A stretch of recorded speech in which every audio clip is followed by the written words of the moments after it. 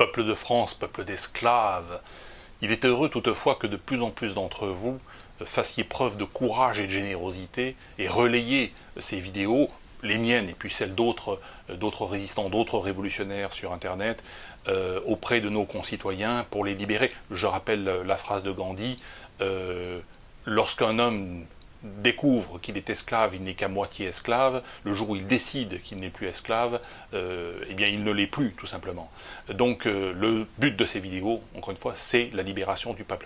Aujourd'hui, le sujet abordé, c'est celui du communisme et de l'anticapitalisme.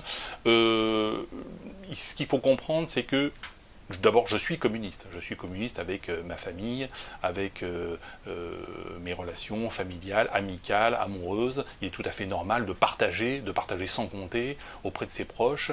C'est un fonctionnement parfaitement humain de toute éternité. Jésus était communiste. Donc le communisme est absolument naturel à l'échelle familiale. Il n'y a pas de commerce, il n'y a pas d'échange marchand, il n'y a pas de profit, il n'y a pas de plus-value. Par contre, à l'échelle de l'entreprise, il est tout à fait normal d'être libéral, c'est-à-dire de laisser un individu investir son capital, investir son épargne, investir son temps, investir son intelligence, et d'attendre un retour sur investissement. Ce n'est que justice. Bon. Lorsque l'on compare les systèmes économiques américains et soviétiques, par exemple, on se rend compte qu'à l'échelle familiale, la société américaine qui a voulu être libérale, eh bien, a une famille complètement déstructurée et complètement dégénérée, où les enfants basculent dans la drogue et dans la dégénérescence la plus totale. On voit également la multiplication des divorces et des déchirements, alors que l'économie fonctionne bien, relativement bien, alors que dans l'économie soviétique, eh bien, c'était le contraire. La cellule familiale fonctionnait relativement bien parce qu'elle était communiste, mais le problème c'est que l'économie aussi était communiste et planifiée, et or l'économie planifiée n'a jamais fonctionné, ne fonctionnera jamais, elle n'a pas fonctionné en Yougoslavie, elle n'a pas fonctionné en Chine, elle n'a pas fonctionné en Union soviétique, elle ne fonctionne pas aujourd'hui au Venezuela, c'est une catastrophe. Donc voilà, donc, communiste à l'échelle familiale et amicale, et libéral à l'échelle de l'entreprise et à l'échelle de l'économie, et de l'économie marchande, des échanges. Ce qui est tout à fait normal. Aujourd'hui, nous connaissons en France et aux États-Unis et dans le monde entier une troisième voie qu'on appelle la voie du mercantilisme. Alors le mercantilisme, qu'est-ce que c'est? C'est un capitalisme privé.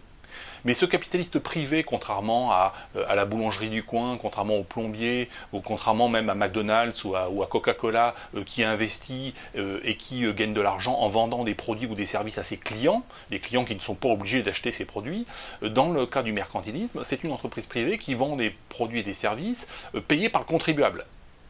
Ou bien ce sont des entreprises qui vivent grâce à la réglementation qui oblige les consommateurs à consommer certains types de produits.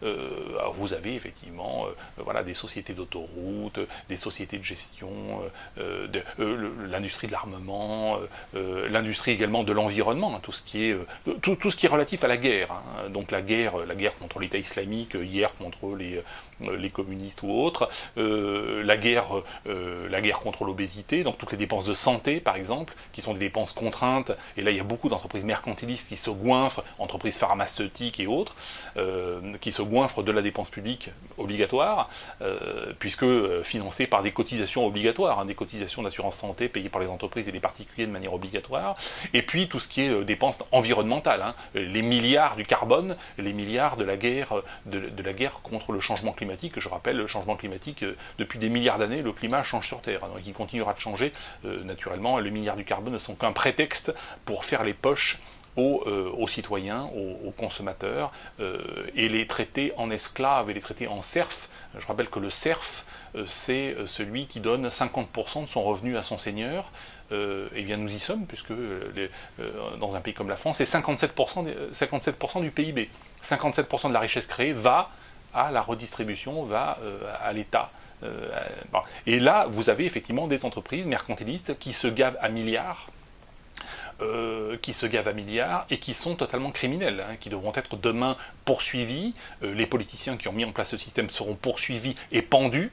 Et moi, commandant Aubenas, aujourd'hui commandant Aubenas, demain consul Aubenas, Je les ferai poursuivre et je les ferai pendre par la justice du peuple et par le tribunal du peuple après un procès équitable. Voilà. Donc ceux qui se convertiront à la justice et qui feront amende honorable et qui répareront leurs dégâts seront pardonnés. Et puis ceux qui persévéreront dans le crime seront poursuivis et pendus à la corde par le tribunal du peuple. Ce qui est tout à fait normal, ce n'est que justice, ce n'est pas la vengeance, il n'y a pas de passion dans tout cela. Un pays comme le Royaume-Uni aujourd'hui est confronté au Brexit, parce que le peuple britannique a décidé de sortir de l'Union européenne, ce qui est, voilà, son droit souverain, et le gouvernement de Theresa May se comporte, ne parvient pas à négocier avec l'Union européenne. Mais qu'est-ce que l'Union européenne? En fait, c'est une association de pays qui pratique le mercantilisme et qui pratique la fermeture des frontières commerciales à l'échelle du monde. Et le Royaume-Uni essaie de négocier des accords, tout en voulant sortir des accords mercantilistes, on veut négocier d'autres accords mercantilistes. Ça ne peut pas fonctionner. Ce que doit faire aujourd'hui un Premier ministre comme Theresa May, qui est complètement incompétente, et ce que je ferai à sa place, c'est de faire du Royaume-Uni un paradis fiscal et un paradis réglementaire, grâce aux économies, puisque le Royaume-Uni n'a plus besoin de payer des cotisations à l'Union européenne et de respecter toutes ces réglementations plus débiles les unes que les autres. Donc paradis fiscal, paradis réglementaire, et supprimer les barrières douanières de manière unilatérale. C'est-à-dire que tout ce qui rentre au Royaume-Uni n'est pas taxé, donc le consommateur britannique n'est pas taxé, l'entreprise britannique n'est pas taxée, ce qui la rend encore plus compétitive. Par contre, si les étrangers veulent taxer les produits qui sortent du Royaume-Uni, ils peuvent le faire, mais ils ne font que taxer leurs propres consommateurs, ce qui est complètement stupide. Si Theresa May faisait cette politique, elle ferait même exploser l'Union européenne, puisque beaucoup d'entreprises libérales authentiques partiraient s'installer au Royaume-Uni, et l'Union européenne serait obligée, elle aussi, d'abattre ces barrières douanières. Donc les barrières douanières coûtent cher, la guerre commerciale coûte cher et souvent le préalable à une vraie guerre. Rappelons que des pays comme le Japon, par exemple, sont entrés en guerre au cours de la Seconde Guerre mondiale parce qu'ils ont été étranglés par les barrières douanières américaines. Donc voilà.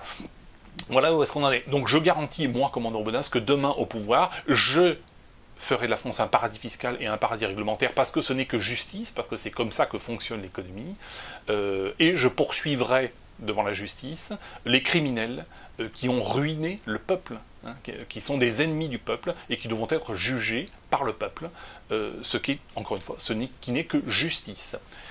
Merci à toutes et à tous et je vous dis à bientôt.